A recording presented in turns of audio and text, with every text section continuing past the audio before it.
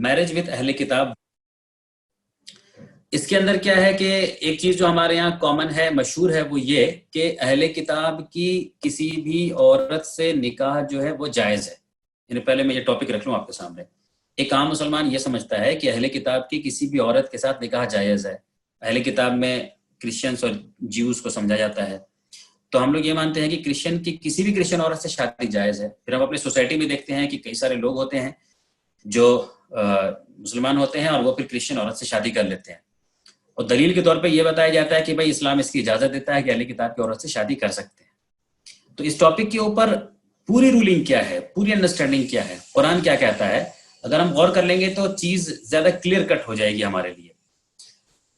تو اس میں دیکھیے جو سورہ مائدہ کی آیت نمبر 5 ہے، جہاں پہ اجازت دی گئی ہے اہل کتاب کی عورتوں سے شادی کرنے کی، اس آیت میں اللہ پاک نے یہ کہا ہے کہ تمہارے لیے یعنی آج کے دن جو ہے تمہارے لیے حلال ہے یا جائز ہے جو بھی کھانا ہے، طیبات ہے کھانا، اور عورتیں بھی اہل کتاب میں سے، یعنی اہل کتاب کے لوگوں کے کا کھانا بھی تمہارے لیے جائز ہے، اور ان کی جو محسنات ہیں عورتیں، ان سے نکاح تمہارا جائز ہے.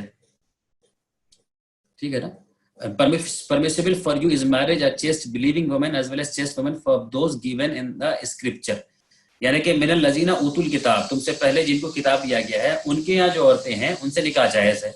تو اس حصے کے بنیاد پہ ہم لوگ یہ سمجھتے ہیں کہ بھئی اہل کتاب یہ کرسچن کسی بھی کرسچن عورت سے نکاح جائز ہے. لیکن یہ بات ابھی ختم نہیں ہوئی ہے، یہ ایک ٹاپک آیا. اگر ہمیں اس ٹاپک پہ رولنگ پورا معلوم کرنا ہے، قرآن کی کیا رولنگ ہے نکاح کے تعلق سے، تو ہمیں ان آیتوں کو بھی دیکھنا پڑے گا جس آیت میں اللہ پاک نے نکاح کے بارے میں اور بات بتائی ہے اور بھی کور کیا ہے. آپ جب پہلی آیت کو آپ دیکھیں گے سورہ مائدہ کی آیت نمبر 5 جو اوپر لکھی ہے، تو اس سے یہ سمجھ میں آ رہی ہے کہ اہل کتاب کی عورتیں نکاح کے لیے پرمیشیبل ہیں، جائز ہیں. یہ بات سمجھ میں آئے گی. لیکن اگر آپ نے اتنا ہی سمجھا ہے تو آپ پھر یہی سمجھیں گے کہ بھائی کسی بھی اہل کتاب کی عورت سے شادی جائز ہے. آپ پھر ایک دم اس کو جنرلائز کر دیں گے. لیکن کیا قرآن ایسا کہہ رہا ہے؟ کچھ قرآن پھر باؤنڈری بھی رکھ رہا ہے. تو اس کے لیے پھر آپ کو قرآن کی دوسری آیت کو دیکھنا پڑے گا جو نیچے بیان ہوا ہے سورہ بقرہ کی آیت نمبر 221. یہاں پہ بھی نکاح کے تعلق سے کچھ بات چل رہی ہے. یہاں پہ کیا بات چل رہی ہے؟ وَلَا تَنْكِحُوا الْمُشْرِكَاتِ حَتَّى يُؤْمِنَّ، کہ نہیں نکاح کرو مشرک عورتوں سے حتیٰ جب تک کہ وہ بلیو نہ کرنے لگ جائیں، ماننے نہ لگ جائیں. یہاں پہ اللہ پاک یہ بتا رہا ہے کہ مشرک عورتوں سے نکاح جائز نہیں ہے. پہلے آیت میں اللہ پاک کہہ رہا تھا کہ اہل کتاب کی عورتوں سے نکاح جائز ہے. تو بات تو بہت کلیئر ہے کہ پہلی آیت میں آپ سے یہ کہا جا رہا ہے کہ اہل کتاب کی عورتوں سے نکاح جائز ہے. دوسری آیت آپ سے یہ کہہ رہی ہے کہ مشرک عورتوں سے جائز نہیں ہے. دونوں آیت کو ملا کے پڑھیں گے تو آپ یہ بات سمجھ میں آئے گی کہ اہل کتاب کی ان عورتوں سے نکاح جائز نہیں ہے جو مشرک ہیں، اور جو مشرک نہیں ہیں ان سے نکاح جائز ہے. یہ پوری رولنگ ہوگی اگر آپ دونوں آیت کو پڑھیں گے.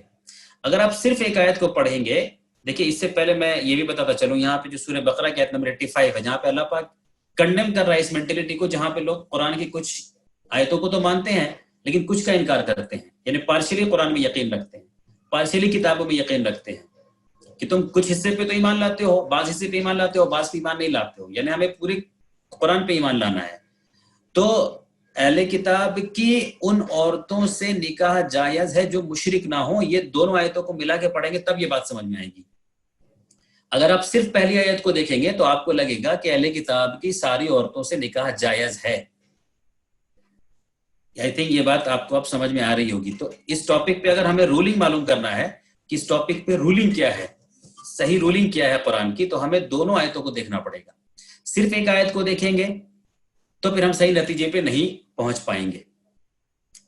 اب یہاں پر ایک اور چیز، ایک اور طریقہ اور سمجھانے کا ہے آپ کو.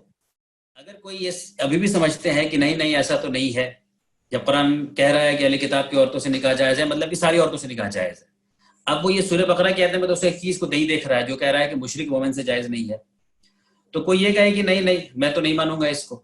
تو ان سے پھر یہ سوال، ایک اور سوال کیا آ سکتا ہے کہ اسی آیت میں آپ کو یہ بھی بتایا جا رہا ہے کہ اہل کتاب کے لوگوں کا کھانا بھی جائز ہے آپ کے لیے.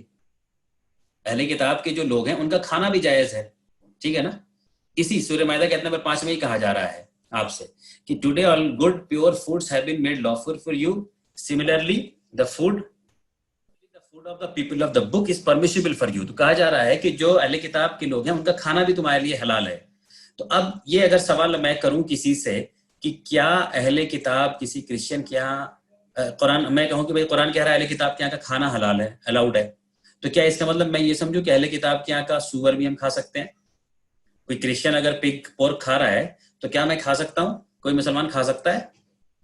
आप कहेंगे नहीं, नहीं खा सकता है। मैं बोलूंगा क्यों नहीं खा सकता है भाई? इस आयत में तो कहा गया है ना कि अहले किताब के लोगों का खाना तुम्हारे लिए हलाल है। तो मैं मान ले रहा हूँ कि हर तरह का खाना मैं मान ले रहा हूँ। तो आप फिर मुझसे कहेंगे कि नहीं नहीं, हर तरह का खाना नहीं, क्योंकि पोर्क तो मना है, हराम है।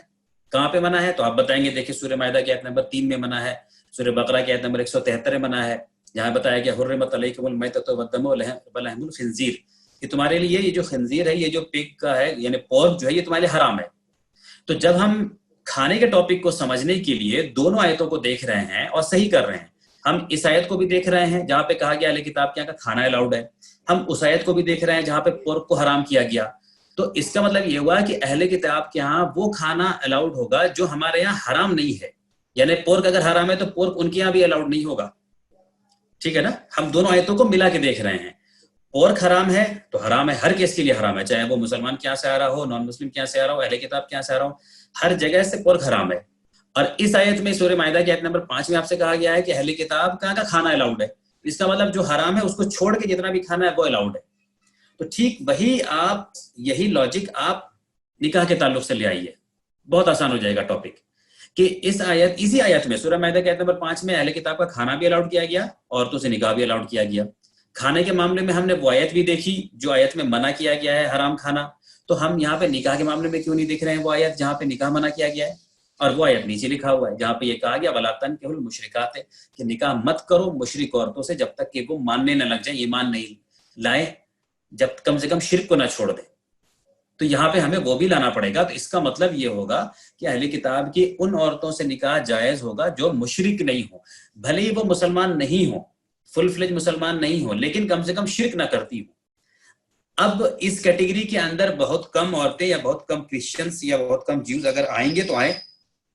क्रिश्चियंस के अंदर होते हैं कुछ सेक्ट होते हैं, यूनिटेरियन चर्च वाले होते हैं, जो और भी कुछ होते हैं जो अल्लाह के साथ शिर्क नहीं करते, इन ए सेंस कि वो ईसा अलैहिस्सलाम को अल्लाह का बेटा नहीं मानते, ईसा अलैहिस्सलाम को खुदा नहीं मानते, ट्रिनिटी में यकीन नहीं रखते, एक खुदा में यकीन रखते हैं। तो चाहे वो किसी भी नाम से पुकारे, अगर एक खुदा में यकीन रखते हैं और उसके साथ शिर्क नहीं करते हैं, तो वैसी फिर औरतों से निकाह जायज है क्रिश्चियंस में।